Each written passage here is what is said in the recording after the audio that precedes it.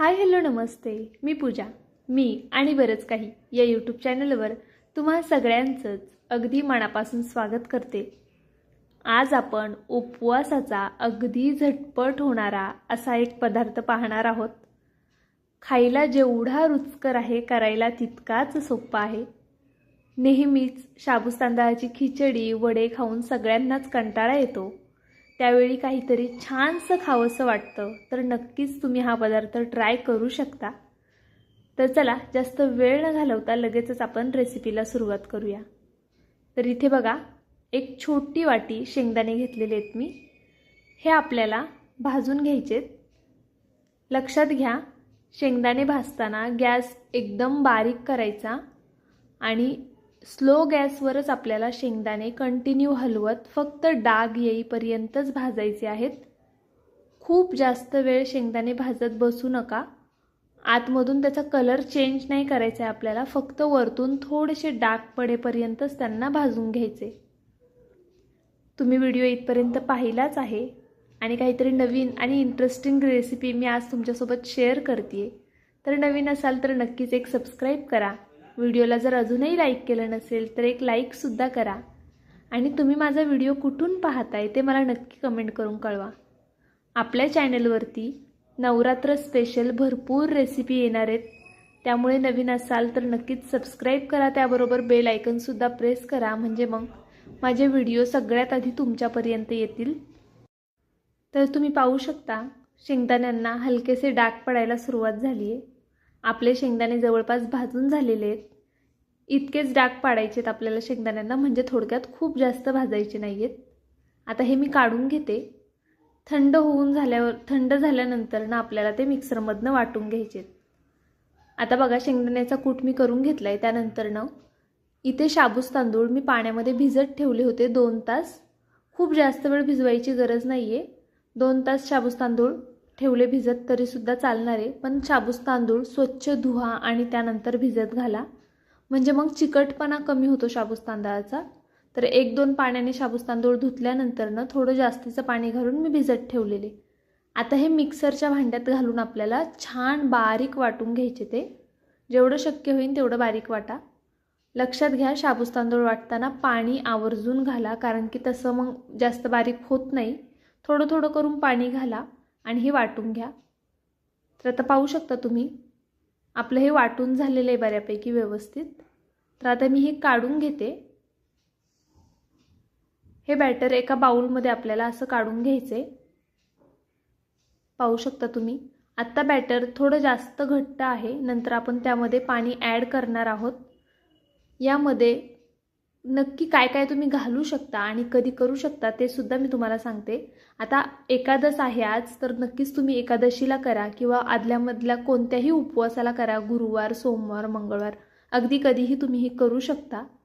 त्याचबरोबर आता नवरात्र येतात आहे, तर त्यामध्ये तर तुम्ही आवर्जून हा पदार्थ करू शकता, कारण की बऱ्याचदा खिचडी खाऊन सगळ्यांनाच कंटाळा येतो. त्यावेळी काहीतरी वेगळं आणि छान खावंसं वाटतं, तर तुम्ही हा डिश त्यावेळेस ट्राय करू शकता. आता बघा, ह्यामध्ये मी थोडंसं पाणी घालून घेतलं आहे आणि हे थोडं पातळ करून घेतलेलं आहे. आता आपण यामध्ये 1 बटाटा घालायचा आहे. तर हा बटाटा उकडून नाही घेतला आहे मी, कच्चाच घेतलेला आहे. तुमच्याकडे जर वेळ असेल आणि शक्य झालं तुम्हाला तर तुम्ही उकडून घेतलात तरीसुद्धा चालेल. आता हा कच्चा बटाटा आहे, तर मग ह्याची साल काढून घेते मी. व्यवस्थित अशी संपूर्ण साल काढून घ्यायची. आणि तुम्हाला दाखवते मी, कधी कधी काय होतं, थोडासा बटाटा असा काळपट थोडा डाग असल्यासारखं वाटतं, जसं की बघा इथे दिसतोय, पण तो आतपर्यंत अजिबातच खराब नाही आहे. अगदी वरच्यावर आहे फक्त थोडा नॉर्मल डाग. तर जर असे बटाटे असतील तर ते काढून टाकायचा तेवढा भाग. पाहू शकता तुम्ही, आतमध्ये कुठेच अजिबातच तो काळा नाही आहे. तर चला आता हा बटाटा आपण किसून घेऊया. बटाटा बारीक किसणीने किसायचा आहे. खूप मोठ्या जी जाड किसणी येते त्याने किसू नका.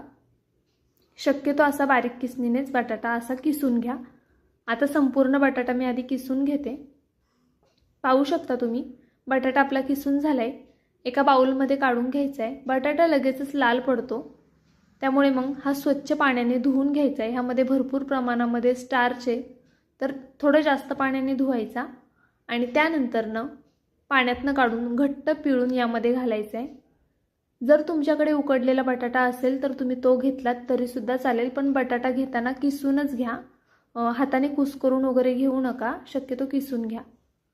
तर आता संपूर्ण बटाटा मी असा यामध्ये घालून घेतला आहे. रेसिपी खूप सोपी आहे आणि अगदी कमी साहित्यात होणारी आहे. आता यामध्ये आपण दही ॲड करायचं आहे. दही पूर्णपणे ऑप्शनल आहे, जर असेल तर घाला, नाही घातलं तरीसुद्धा चालणार आहे. तसा काही फारसा फरक पडणार नाही, पण चवीमध्ये थोडा फरक पडतो. पण दही नसेल तर नका घालू, असेल तर नक्कीच घाला. त्यानंतर बारीक मिरच्या कट करून घातल्यात मी. आणि आता ही रेसिपी मी नवरात्र स्पेशल म्हणून दाखवते आहे, त्यामुळे मग मी जिरा पावडर घातली आहे आणि कोथिंबीर घातली आहे. नवरात्रामध्ये शक्यतो जिरं आणि कोथिंबीर चालते. जर तुमच्याकडे चालत असेल तर तुम्ही घाला, जर नसेल चालत, नाही घातलं तरी चालेल, फक्त मिरच्या कट करून घातल्यात तरीसुद्धा चालेल, तरीसुद्धा खूप जास्त छान होतो हा पदार्थ.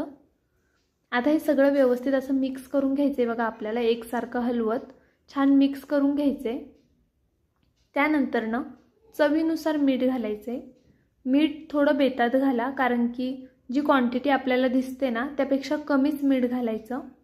कारण की हा पदार्थ ज्यावेळेस आपण करतो पॅनमध्ये, त्यावेळेस तुम्ही जे बॅटर घालता ना ते निम्म होऊन जातं नंतरनं, म्हणजे पातळ होतो थोडक्यात तो डोसा. जाड बॅटर घातलं तरी थोडा पातळ होतो, मग मीठ जास्त लागतं डोसा खाताना. त्यामुळे जेवढं बॅटर आहे त्यापेक्षा कमी मीठ घाला. मला तरी वाटतं खूप डिटेलमध्ये मी तुम्हाला प्रत्येक रेसिपी सांगत असते. काहींना वाटतं खूप मोठा व्हिडिओ होऊन जातो मग, पण डिटेलमध्ये सांगितल्यामुळे ना तुमचासुद्धा फायदा होतो, रेसिपी फसत नाही. तर ठीक आहे बघा. आता आपण पॅन ठेवून घेतला आहे, त्यामध्ये मी तूप घातलं इथे. तुम्ही तुपाऐवजी तेल घेतलं तरीसुद्धा चालेल. आता हे आपण छान पसरवून घेऊया आणि त्यानंतर यामध्ये बॅटर घालायचे. एकदा हलवून घ्या फक्त. ह्याला बघू शकता तुम्ही ना सोडा वगैरे आपण काहीसुद्धा वापरलेलं नाही आहे, पण तरीसुद्धा खूपच छान आणि जाळीदार असा हा पदार्थ तयार होईल, तुम्हाला शेवटी समजेलच. आता बघा 2 चमचे इतपत मी बॅटर घालून घेतले आणि थोडं जाडसरच पसरवून घेतलेलं आहे. असं एकसारखं सगळीकडनंच असं पसरवून घ्यायचं आहे आपल्याला. खूप पातळ पसरवू नका, थोडं जाडसरच ठेवा. आणि बॅटरसुद्धा बघा आपलं घट्ट आहे, खूप पातळ वगैरे नाही करायचं आहे आपल्याला हे पीठ. त्यानंतर 1 मिनिटभर फक्त झाकण ठेवायचे. जास्त वेळ झाकण ठेवू नका, फक्त 1 मिनिटभर झाकण ठेवा आणि मग काढा. झाकण काढल्यानंतर वरची बाजू बऱ्यापैकी सुकेपर्यंत त्याला हात लावायचा नाही आणि आपल्याला लगेचच समजतं खालून कुरकुरीत झालं असेल की नाही. कमीत कमी 3 मिनटं, जास्तीत जास्त 4 मिनटं एक साईड भाजायला लागते. असंच दोन्ही साईडने आपल्याला छान कुरकुरीत होईपर्यंत हे भाजून घ्यायचे. तुम्ही पाहू शकता मस्त असं मी हे भाजून घेतलेलं आहे दोन्ही साईडनी. हे डोसे खूप जास्त कुरकुरीत आणि मस्त होतात. एकदा तरी नक्कीच करून बघा तुम्ही, तुम्हाला आवडेल ह्याची मला 100% गॅरंटी आहे. आणि पाहू शकता तुम्ही किती पातळ आणि मस्त झालेले आहेत. रंगसुद्धा खूप सुंदर आला आहे. एकदा तरी नक्कीच ट्राय करा. केल्यानंतर मला कमेंट करून कळवायला विसरू नका. व्हिडिओ आवडला असेल तर लाईक करा. उद्या असाच एक छानसा व्हिडिओ घेऊन पुन्हा हजर राहीन. बाय.